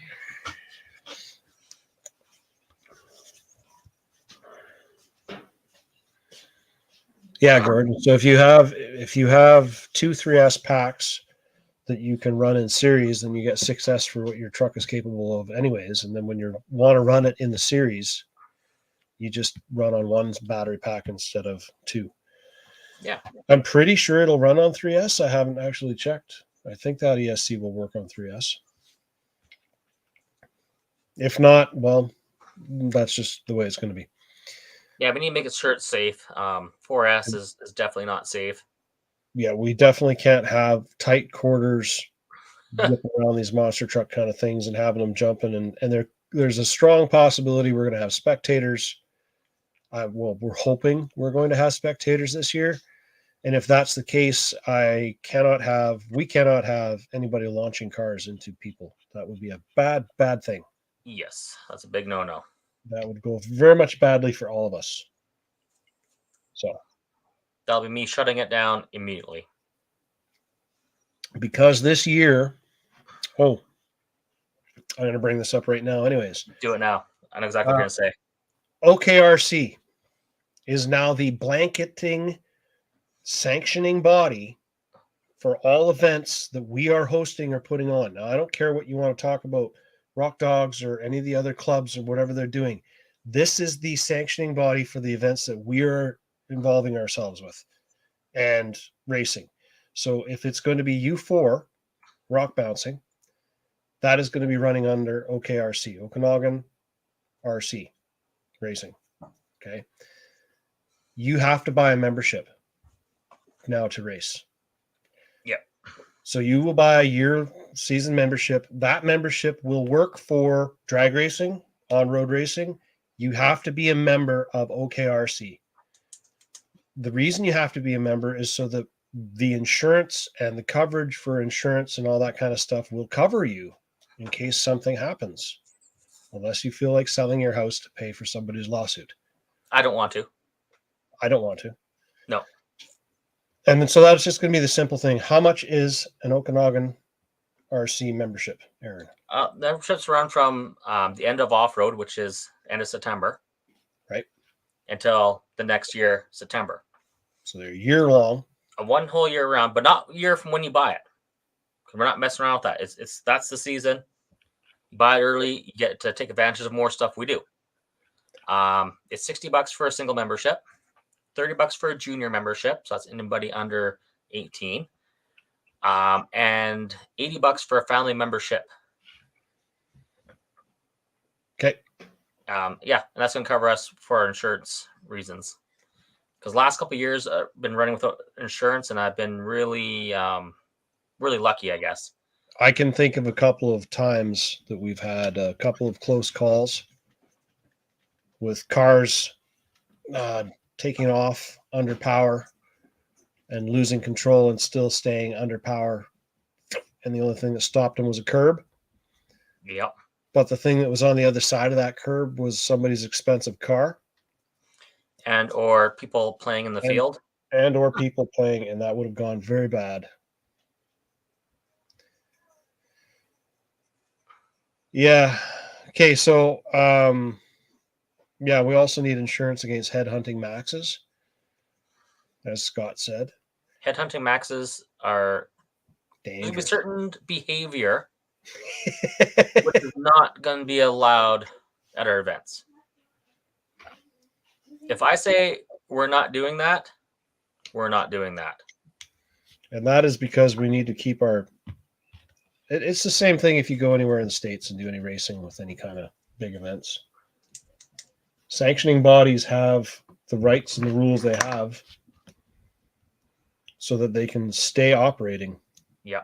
So that you our have insurance covers for what we're doing. If you're doing something that's not what we're doing, like say big air in your truck, because that's not what we're doing, you're gonna get shut down right away. Yeah. So anyways, that I just want to bring that up so everybody knows. So this year, I would recommend you get your membership at the beginning of the year. Well, you have to, or else you won't be racing. Yeah. It's going to be that simple and that easy. And that will just be, and honestly, the biggest reason we're doing that is so that we have insurance coverage in case something bad happens to somebody. Yeah. Or it's just when you're operating any kind of racing or anything out in the public, and there's a possibility of people being there, and people have their kids there, whatever. Our only other option is to get separate insurance from the Okanagan RC, and that's going to be $1,500 to $1,700 per club thing or per group thing. Yeah. Yeah. So this was the best way, and Okanagan RC were open to it, we'd had a vote at our AGM, and I got passed. So instead of paying a lot more money, we're paying a lot less for insurance. Yeah, this is definitely the cheapest option that we have researched into. And it is also one of the reasons we've held off as long as we have is the fact that the cost of insurance was going to be quite expensive. And we were trying to figure out how to keep membership numbers up without making people pay $200 a year to become a member. Yeah, because that's what it would be. Without Really. And it would have been $200 a year for each style of racing. Really, yeah. We needed to pull some strings and blanket some stuff together under one sanctioning body. So being that it's sanctioning body, it means that there are rules that will have to be followed so that we can keep said cheaper prices. Yeah. Or but we will also work harder on making sure that you guys know what the rules are when it comes to setups of vehicles and stuff. LiPo batteries is probably one of the biggest concerns for that kind of stuff. Questionable, ready to explode LiPo batteries outside is not that bad, but you can't run them inside. Like you can't bring a puffed up LiPo battery into on road and race it at Green Bay. No, and it has to be a hard case LiPo as well. Indoor, yes. Indoors and even outdoor racing. For the off-road track is a hard pack. So I recommend everybody, just a rule of thumb, if you're going to buy a battery and it's going to be anything on the surface, get yourself a hard pack. It's to protect the battery inside. Yeah. And also, the reason for that is it's just safer and it handles impact better. Yeah. Right. If you crash that thing hard, tree branch, even the U4 stuff, we should really be running hard packs if we can. Issue I've found so far is there's not a lot of hard packs that fit in some of these chassis the way they built them. Yeah. So we're not being crazy sticky, but once we find them and they're readily available and they're not ridiculously priced, then we're going to start pushing harder that you run hard packs. Yeah. So if you're going to buy a new battery pack, buy yourself a hard pack. Do yourself a favor. Really. Yeah, totally. Do yourself a favor, save yourself in the long run. Yeah. Okay, and I guess so that's being said, then if you guys have any ideas for ramps or jumps of the sort, small, compact, 2 of each one, if you guys have any ideas for that kind of stuff so that we can set up a proper course for the monster truck racing, shoot a message to me or Aaron, or shoot me some pictures, whatever you might have. If you've already got something made that we can replicate another one of the same thing. These are not going to be gigantic jumps. This has to be scale, 1/10 scaled down. Like if you were going to go watch Monster Jam in real life, they're not launching off of 50-foot tall jumps. They're launching off a jump that's the size of the truck. Like this big. Yeah, it'd be about the same height as the truck, and they might get 50 feet of air. I'm not saying they're not going to get that kind of air, but they're not doing great big, huge, gigantic ramps and stuff off these, right? They're doing stuff that they can get kickers and backflips and cool stuff so we can do a freestyle. There will be a freestyle in this. And freestyle will be judged by 3 people, just like it is in the real world. And it'll be a scoring system of 10. And you will get, still deciding on the time, but I believe it's going to be a minute and a half of runtime. So cool. 3 foot tall. No. We're talking like a foot. I think like a foot max would be good. Maybe a foot and a half max. Doesn't have to be any bigger than that. Yeah, see, Scott. Yeah, there are going to be freestyle monster trucks. So that's what I'm talking about. So it'll be judged. But yeah, 2-wheel drive. I don't care if you guys have 2-wheel drive and you want to run it. That's fine. I know everywhere else where you look up rules for monster truck racing, there's no 2-wheel drive class at all. I don't really understand why. In my mind, it's if you're trying to do something like a backflip or you're trying to do some kind of stunts or freestyle, 2-wheel drive is going to hamper you a lot. because not having any drive on those front wheels is going to make it so it doesn't want to kick right and all kinds of stuff, right? But if you want to do it and run it, and that's what you've got, and you just want to come out and goof around, you might get through the racing part of it without any issue. Yeah, I think the racing will be fine with it because Yeah. I think you And might be able to be lighter. You'd be a lighter I've truck. seen some pretty crazy freestyle stuff with two-wheel drive trucks too. Just not as crazy as the four-wheel drive. Yeah. But it's still pretty spectacular and fun to watch. So we'll do it. This is about creating a class and a racing series that we can run some of the other trucks that we already have.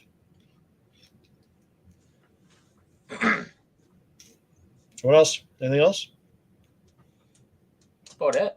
Old That's all I bodies and foam fill them to drive over and crush. Yes, absolutely, Scott. You are 100% right. I was watching a video, and I am going to attempt to do this on one that I saw. These guys took Lexan bodies that they already had, and they wrapped them in aluminum foil, but they layered it. So there was like 6 to 8 layers of aluminum foil on each one and pressed it to each one. Then they pulled those off, foam filled them with the spray foam on the inside, so they could just keep using the Lexan body shell to keep on making new bodies over and over. And then when they foam filled them and then they spray painted them just as plain color, what happened was the body ended up looking like a crushed up car throughout the series as it was going. And the aluminum would actually bend and you'd get dents and crumple damage. And they looked really neat. I don't know how long they lasted though, because I only saw them on one series. So I didn't know how many times they got to reuse them. So yeah. Crushing cars. I think we'll try to use the drag timing system for the racing part. Yep, 100%. I'm going to pick up a timer, a big digital display timer, so that when you guys are doing the freestyle, you've got your minute and 30 seconds and it's counting down and everybody can see the countdown time while it's running. That same timer system that I'm looking at is also going to be used for the rock bouncing. And there's not going to use the drag racing system for rock bouncing. This will just be your standard. You break the beam, your timer starts. You break the beam again on the other end, and it stops.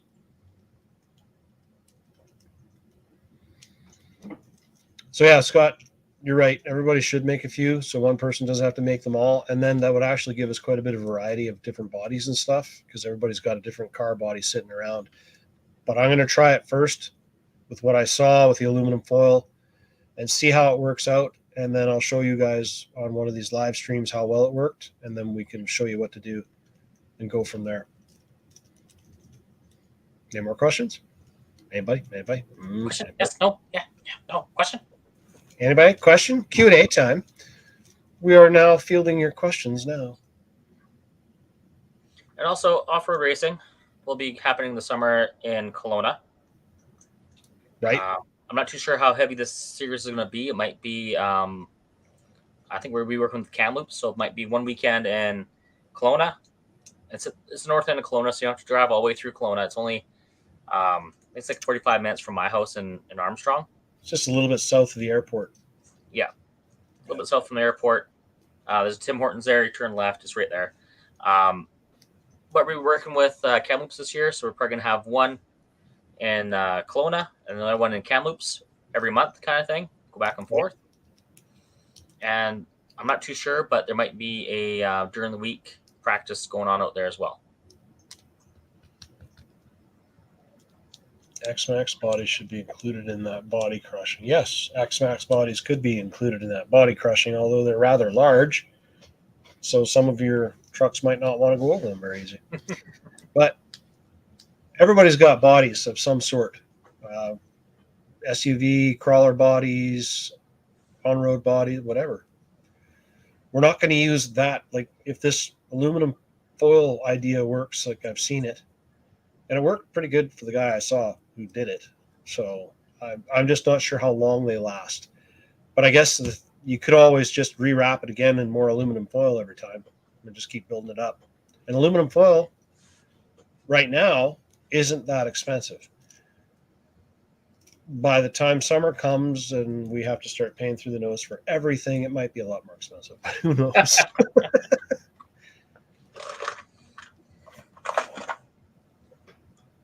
Yes, yes, yes. Make a motorhome to smash through. Absolutely, make a motorhome to smash through. But we have to save that for like a big event. And if this turns out to be quite popular, then we'll try and maybe work it in the July Jammer. I don't think it's going to make any sense to try and do it on the Father's Day one, because the Father's Day one is too early in the season. I don't think we'll have enough guys running yet. But the July Jammer or the Summer Burnout, that those two big races, we could do those instead of having, because at Street Heat we did drag racing and on road. We could do, instead of drag racing, we could do monster truck this time instead, right? Change it up a bit. Do it up the night, Friday night or something. Yeah, I'd do it earlier. Not hold it to the end of the weekend, because most people were petered out and done. Yeah, well, we had to do it because it was rained out. Yeah. Hopefully this year it doesn't rain like that, but hopefully this year it does rain like that, so we don't have forest fires everywhere. So it's kind of one of those things, eh? You can do it the weekend after. We could. The rain. Yeah. The rain can do it. It can rain after. Totally the rain. Have the rain come the following like Monday, week. Right? Tuesday, Wednesday, all those days Midweek, after. in the evening, sun comes out, dries the track. It's good to go the next day. Right? No, that's when we're not racing. It should just rain when we're not racing. Yes. Which, not looking doing at things. the schedule, is not going to be very often that we're not going to be racing something. Like the week in between would be great. And this year, we're going to bring around the trailer more than we did other years. I'm just hoping that we can get on board with the drag racing so we can set up a little bit better with the trailer, closer and tighter, and closer to where we're setting up, so we're not trying to throw everything over a fence. Rain tires. Rain tires on F1 cars would be super, super sick and cool to do. And it makes me want to do that little camera, this little camera, in an F1 car, set it up with a set of rain tires and waterproof electronics, and just do a whole bunch of ripping around in a wet parking lot to see how the water comes off the tires and everything. Oh, yeah. So cool. Might be able to get a key for the school. Which school? One where we go to. The one we go to? Yeah. Cool. The Coldstream. Cool. We can do Monster Jam in the rain. It would absolutely suck to stand in the rain. You're right. But if we got the fold-up tents, you fold up the tent. Yeah. And then you stand in there and you have rain, a car outside. If it's pissing rain, though, we're not going to have that many people that are going to want to stick around, so I'm not too concerned about that. But if it's an event and we're setting it up somewhere, like anywhere, right? We're setting it up at Watkins or wherever we're doing it. We should be able to run in the rain. For monster trucks and stuff, at least. For monster trucks, at least, yeah. And this year for the U4 racing or rock bouncing, that's going to run rain or shine as well. So put waterproof electronics and servos in your vehicles, eh? Yeah, because it will run rain or shine.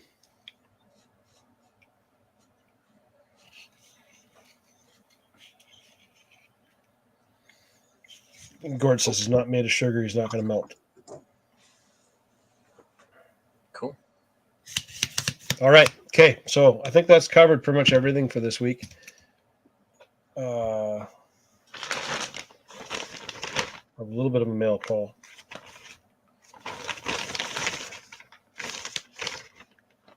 Anything good? Yeah, I got a shiny new motor. I'm just not sure if I put it in this bag or not. Where's the bearing? I got my motor from Chad finally. Little itty bitty. Teeny weeny. And it is so cute. Little censored motor. It's, yeah, this tiny little censored motor. Well, it's not in this bag. I gotta figure out which bag I put it in. That guy lost it Problem with all all these small parts, I lose them. into the hoard it goes. Because they're so freaking small. I mean, collection. In my hoard. It's in my hoard. Oh, I know where I put it. I put it in the box with the drifter. There it is. Let me zoom this in on you guys. You guys can see it. Maybe better with this camera here. But I got to add it to the stream at the same time.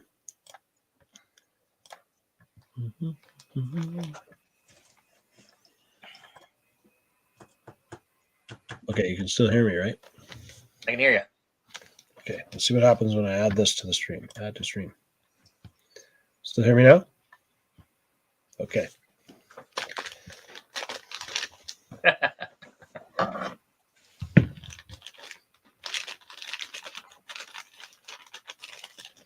So this is a motor.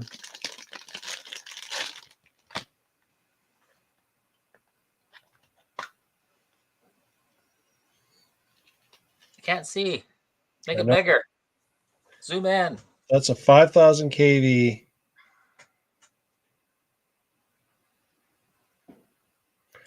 Let me zoom you in with a different camera. Make it even bigger. Oh, God, he's got 20 cameras going now. Yeah. Oh, God, we're starting to lag. There you go. Okay, there we go.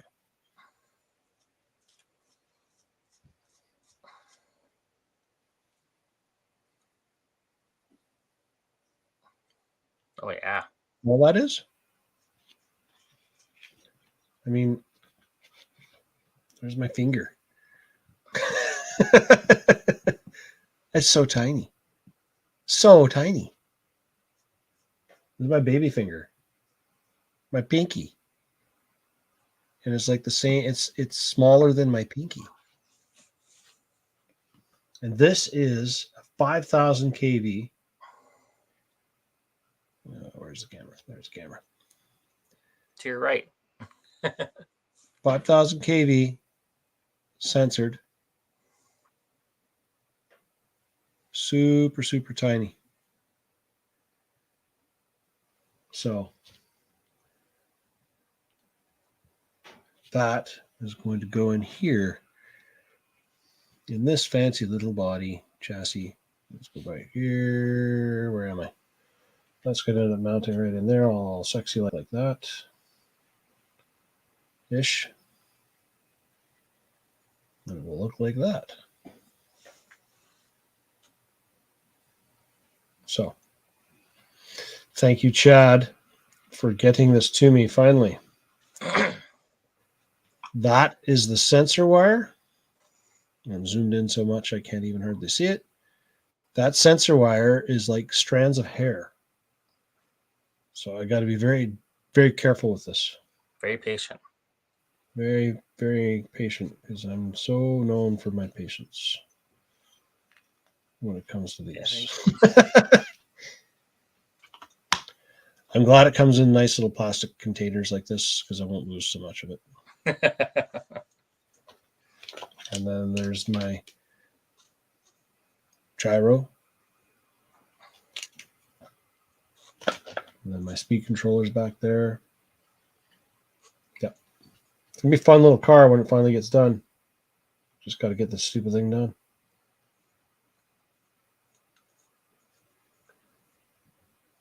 Need a body for it now. Haven't decided what body I want to put on it yet. I've got some ideas, but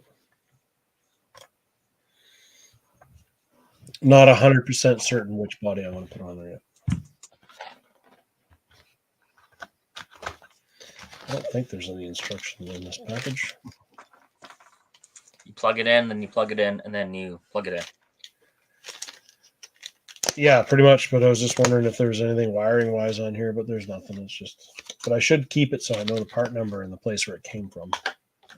That way you can look up for instructions online. Or I could just look up for future parts or bearings or other parts if I need to replace it. Oh God, bearings. Oh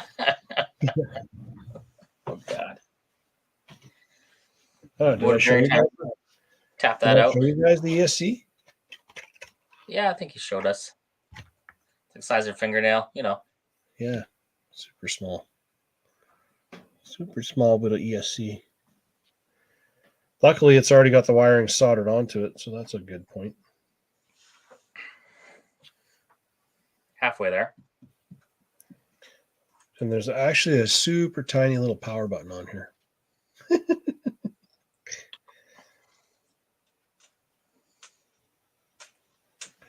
All right, so anyways, that's it. That's all you guys need to know. Racing, save up your moolah so you can get yourselves racing passes. Stay tuned for a video of this guy, which I'll post up either first thing in the morning or later tonight. We'll see. The unboxing and the quick run of it.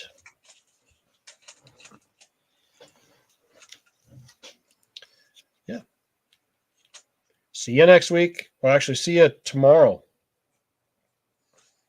Because I have to go to the coast for the weekend. And because I have to go to the coast for the weekend, I'm going to do the bench wrenching on Thursday night instead of doing it on Friday night. Because it will be really, really crappy to do bench wrenching while I'm sitting driving a truck. There won't be a whole lot of wrenching happening. Pretty boring. Although bench wrenching is only somewhat exciting to start with right now anyways. So, all right. See you guys later. We're out. Talk to you tomorrow.